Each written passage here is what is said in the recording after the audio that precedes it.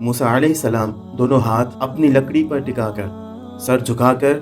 با ادب ارشاد الہی سننے لگے تو فرمایا گیا کہ ملک مصر کے بادشاہ فرعون کی طرف ہمارا پیغام لے کر جاؤ، یہیں سے تم بھاگ کر آئے ہو، اس سے کہو کہ وہ ہماری عبادت کرے، کسی کو شریک نہ بنائے، بنی اسرائیل کے ساتھ اچھا سلوک کرے، انہیں تکلیف نہ دے۔ فرعون بڑا باغی ہو گیا ہے، دنیا کا غلام بن کر آخرت کو بھلا بیٹھا ہے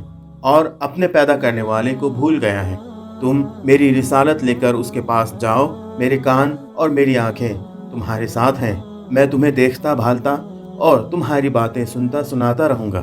میری مدد تمہارے پاس ہوگی، میں نے اپنی طرف سے تمہیں حجتیں عطا فرما دی ہیں اور تمہیں مضبوط کر دیا ہے، تم اکیلے ہی میرا پورا لشکر ہو۔ الحمدللہ رب العالمین والصلاة والسلام علی رسولہ الامین، اما بعد۔ السلام علیکم ورحمۃ اللہ وبرکاتہ۔ میں محمد عامر سورہ طٰہٰ کی تفسیر لے کر حاضر ہو چکا ہوں۔ آج انشاءاللہ آیت نمبر 24 سے آیت نمبر 36 تک کی تفسیر ہم پڑھیں گے۔ آئیے اس تفسیر کی شروعات ہم ان آیتوں کی تلاوت سے کرتے ہیں۔ اذهب إلى فرعون إنه طغى قال رب اشرح لي صدري ويسر لي أمري واحلل عقدة من لساني يفقه قولي واجعل لي وزيرا من أهلي هارون أخي اشدد به أزري وأشركه في أمري كي نسبحك كثيرا ونذكرك كثيرا إنك كنت بنا بصيرا قال قد أوتيت سؤلك يا موسى۔ اب حضرت موسیٰ علیہ السلام مرتبہ نبوت پر فائز ہو چکے ہیں اور انہوں نے اہم معجزات حاصل کر لیے ہیں، لیکن اس کے بعد ان کے نام فرمان رسالت صادر ہوتا ہے، ایسی رسالت کہ جو بہت ہی عظیم اور سنگین ہے، ایسی رسالت جو علاقے کے طاقتور ترین اور خطرناک ترین لوگوں کو فرمان الہی پہنچانے سے شروع ہوتی ہے۔ اللہ فرماتا ہے فرعون کی طرف جاؤ کہ وہ سرکش ہو گیا ہے۔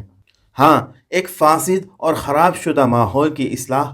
اور ہر جہت سے ایک انقلاب برپا کرنے کے لیے فساد کے سرغنوں اور کفر کے سربراہوں سے کام شروع کرنا چاہیے، ایسے لوگوں سے کہ جو معاشرے کے تمام لوگوں میں اثر و رسوخ رکھتے ہیں اور وہ خود یا ان کے افکار و نظریات ان کے مددگار ہر جگہ موجود ہوتے ہیں۔ اگر ان کی اصلاح ہو جائے یا اصلاح نہ ہونے کی صورت میں وہ جڑ سے اکھاڑ پھینکے جائیں تو معاشرے کی نجات کی امید کی جا سکتی ہے، ورنہ جس قسم کی بھی اصلاح ہوگی وہ وقتی، سطحی اور ناپائیدار ہوگی۔ یہ بات خاص طور پر قابل توجہ ہے کہ فرعون سے شروع کرنے کے لازم ہونے کی دلیل ایک مختصر جملہ انہ طغیٰ، وہ باغی ہو چکا ہے، میں بیان ہوئی ہے۔ موسیٰ علیہ السلام اس قسم کی سنگین مشن پر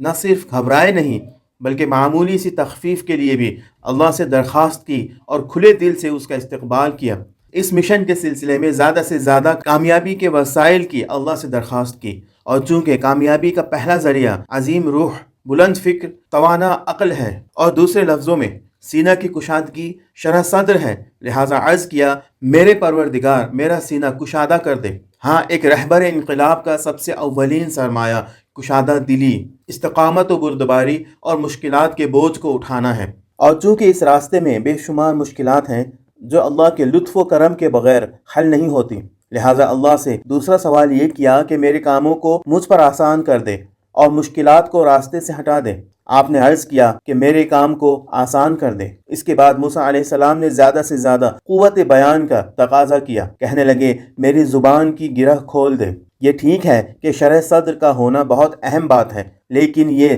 سرمایہ اسی صورت میں کام دے سکتا ہے جب اس کو ظاہر کرنے کی قدرت بھی مکمل طور پر موجود ہو۔ اسی بنا پر موسیٰ علیہ السلام نے شرح صدر، رکاوٹوں کے دور ہونے کی درخواستوں کے بعد یہ تقاضا کیا کہ اللہ ان کی زبان کی گرہ کھول دے، اور خصوصیت کے ساتھ اس کی علت یہ بیان کی تاکہ وہ میری باتوں کو سمجھیں۔ یہ جملہ حقیقت میں پہلی آیت کی تفسیر کر رہا ہے، اور اس سے یہ بات واضح ہو رہی ہے کہ زبان کی گرہ کے کھلنے سے مراد یہ نہ تھی کہ موسیٰ علیہ السلام کی زبان میں بچپنے میں جل جانے کی وجہ سے کوئی لکنت آ گئی تھی، جیسا کہ بعض مفسرین نے ابن عباس سے نقل کیا ہے، بلکہ اسی گفتگو میں ایسی رکاوٹ ہے جو سننے والے کے لیے سمجھنے میں مانع ہوتی ہے، یعنی میں ایسی فصیح و بلیغ اور ذہن میں بیٹھ جانے والی گفتگو کروں کہ ہر سننے والا میرا مصداق اچھی طرح سے سمجھ لے۔ سورہ قصص کی آیت نمبر 34 اس تفسیر کی گواہ ہے۔ میرے بھائی ہارون کی زبان مجھ سے زیادہ فصیح ہے۔ بہرحال ایک کامیاب رہبر و رہنما وہ ہوتا ہے جو صحیح فکر، قدرت روح کے علاوہ ایسی فصیح و بلیغ گفتگو کر سکے جو ہر قسم کے نقص سے پاک ہو۔ نیز اس عظیم ذمہ داری کے لیے یعنی رسالت الہی کے لیے یار و مددگار کی ضرورت ہے، اور یہ کام تنہا سر انجام دینا ممکن نہیں ہے۔ لہٰذا موسیٰ علیہ السلام نے پروردگار سے جو چوتھی درخواست کی وہ یہ تھی کہ اے اللہ میرے لیے میرے خاندان میں سے ایک وزیر اور مددگار قرار دے۔ البتہ یہ بات کہ حضرت موسیٰ علیہ السلام تقاضا کر رہے ہیں کہ یہ وزیر انہی کے خاندان میں سے ہو، اس کی دلیل واضح ہے، چونکہ اس کے بارے میں معرفت اور شناخت بھی زیادہ ہوگی اور اس کی ہمدردیاں بھی دوسروں کی نسبت زیادہ ہوگی۔ کتنی اچھی بات ہے کہ انسان کسی ایسے شخص کو اپنا شریک کار بنائے کہ جو روحانی اور جسمانی رشتوں کے حوالے سے اس سے جڑا ہوا ہو۔ اس کے بعد خصوصی طور پر اپنے بھائی کی طرف اشارہ کرتے ہوئے عرض کیا، یہ ذمہ داری میرے بھائی ہارون کے سپرد کر دے۔ ہارون علیہ السلام بعض مفسرین کے قول کے مطابق حضرت موسیٰ علیہ السلام کے بڑے بھائی اور ان سے 3 سال بڑے تھے، بلند قامت، فصیح البیان اور اعلیٰ علمی قابلیت کے مالک تھے۔ وہ پیغمبر مرسل تھے، جیسا کہ سورہ مومنین کے آیت نمبر 45 میں بیان ہوا ہے۔ ثم ارسلنا موسیٰ واخاہ ہارون بآیاتنا وسلطان مبین، اور وہ نور اور باطنی روشنی کے بھی حامل تھے اور حق و باطل میں خوب تمیز بھی رکھتے تھے، جیسا کہ سورہ انبیاء کی آیت نمبر 48 میں بیان ہوا ہے۔ وَلَقَدْ آتَيْنَا مُوسَىٰ وَهَارُونَ الْفُرْقَانَ وَضِيَاءَ۔ آخری بات یہ ہے کہ وہ ایک ایسے پیغمبر تھے جنہیں اللہ نے اپنی رحمت سے موسیٰ علیہ السلام کو بخشا تھا، اور اس بھاری ذمہ داری کے انجام دہی میں اپنے بھائی موسیٰ کا کندھے سے کندھا ملا کر ساتھ دیا۔ یہ ٹھیک ہے کہ موسیٰ علیہ السلام اس اندھیری رات میں اس وادی مقدس کے اندر جب اللہ سے فرمان رسالت ملنے کے وقت یہ تقاضا کیا تو وہ اس وقت 10 سال سے بھی زیادہ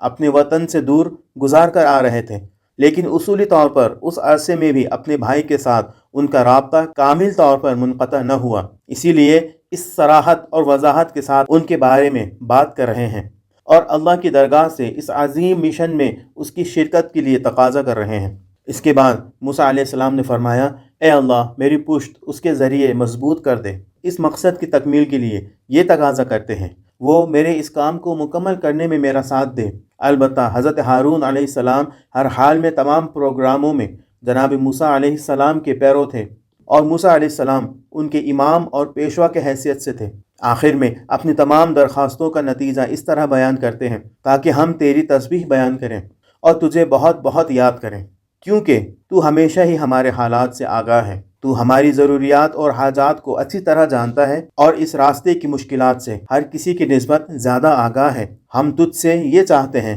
کہ ہمیں اپنے فرمان کی اطاعت کی قدرت عطا فرما دے، اور ہمارے فرائض، ذمہ داریوں اور فرائض کے انجام دینے کے لیے ہمیں توفیق اور کامیابی عطا فرما۔ چونکہ موسیٰ علیہ السلام کا اپنے مخلصانہ تقاضوں میں سوائے زیادہ کامل تر خدمت کے اور کچھ مقصد نہیں تھا، لہٰذا اللہ نے ان کے تقاضوں کو اسی وقت قبول کر لیا۔ اللہ نے کہا، اے موسیٰ تمہاری تمام درخواستیں قبول ہیں۔ اس میں کوئی شک نہیں کہ فرعون میں بہت سی انحرافی باتیں موجود تھیں، وہ کافر تھا، بت پرست تھا،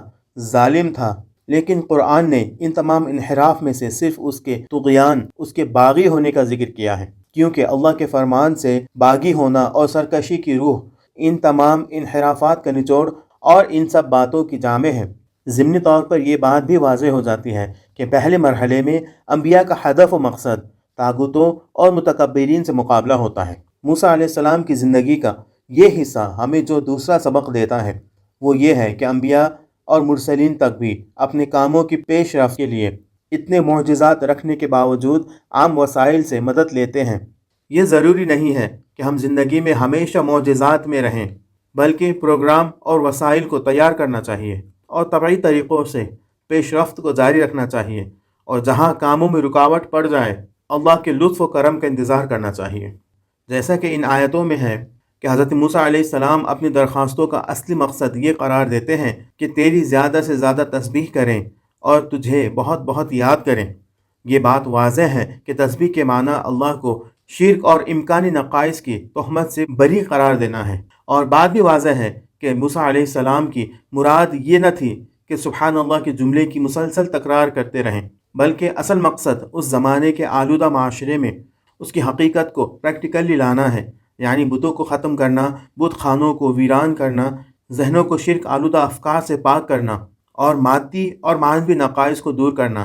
یہ تھی ان کے نزدیک تسبیح اور یہ تھا ان کے نزدیک ذکر الہی۔ آج کے لیے اتنا ہی۔ اللہ رب العزت سے دعا ہے کہ اللہ تعالی ہمیں ان آیتوں کو پڑھنے، سمجھنے اور ان پر عمل کرنے کی توفیق عطا فرمائے، آمین۔ وآخر دعوانا ان الحمد للہ رب العالمین۔ السلام علیکم ورحمۃ اللہ وبرکاتہ۔